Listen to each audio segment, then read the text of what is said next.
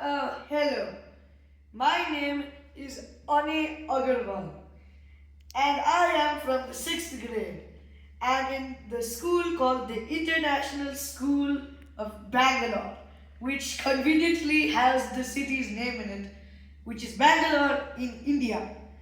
So, this is a cap that will help visually impaired people or blind people.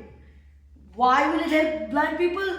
Because it will basically just sense if a certain object, like a door or a person or some dangerous object, even maybe, then it will basically just alert the person that it is there. So, how does this entire thing work? There is this little thing called the ultrasonic sensor, the thing with two eyes. So, these eyes both do something different. The first one does something is basically called a trigger one, which basically just sends ultrasonic sound, which is basically just sound you cannot hear. Then ultrasonic sound works just like normal sound, so it will bounce back if a solid object is in front of it.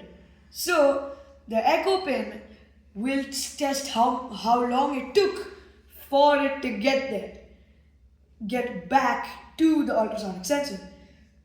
And using the sound distance formula, it's able to calculate how much of a distance is there between the object and the circuit.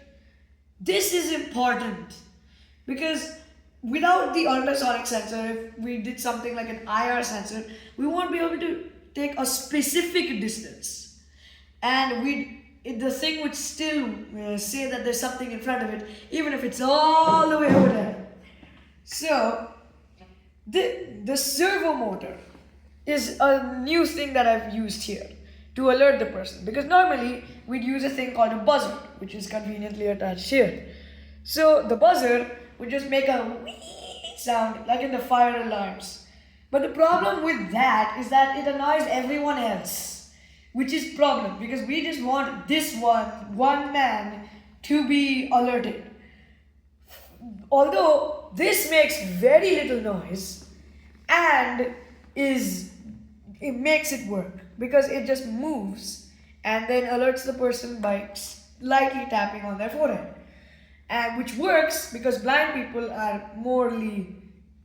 have more sense with their other senses to replace the eye sense. Now I'm just gonna show you a quick live demo of this thing. And see that? So when it's there, at a specific distance, it'll say something. Look at that. Wait, I'll just hold this up. There's not something, there's something. There's nothing, there's something. There's nothing, there's something. This is basically the entire thing. Now, another problem that I kind of faced with this is how will the person tell if it's stopped or not? Because at first, it would move the thing once, but then even when I take my hand out, it would move, which would make the person still think it's there. So then I just found a clever little workaround with the code to where it just makes this repeat again and again. So basically, this part is just so that the servo motor can move, and all of the fancy things that you need to make this work actually work. Constant integers are basically just names you give to pins. Like for the trigger one, I named it trigger. Very straightforward. And I assigned it to the assigning pin, which is A1. This is a useful thing so that you don't lose track of what it is.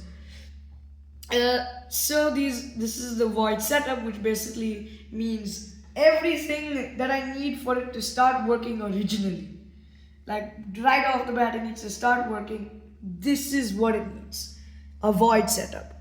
A void loop is the actual code and the actual thing it's going to do. This basically just means that it's going to go on forever unless the code is terminated or the thing is whole shut down. Now, this code is pretty self-explanatory. So I basically gave a name for the distance they gave, which is distance. Then, because of this, if echo time, if distance is equal to that, which is basically this amount of distance, this much distance, then it'll do this, which will just make this thing keep going.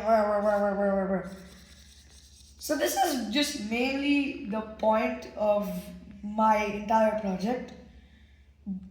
Can there be ways this is improved? I don't know, but maybe there is. But mainly, thank you for taking your time and goodbye.